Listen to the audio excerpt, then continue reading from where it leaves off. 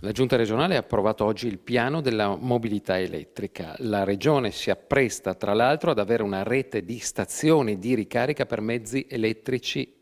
In che modo, Assessore Vito, e con quali tempi? Il piano della mobilità elettrica è uno strumento importante, pianificatorio, che permette anche alla nostra regione di fare dei passi in avanti fondamentali per la promozione della mobilità elettrica su tutto il territorio. Era fondamentale affiancare a questa volontà una pianificazione, quindi una strategia anche per quanto riguarda le infrastrutture elettriche, le cosiddette colonnine.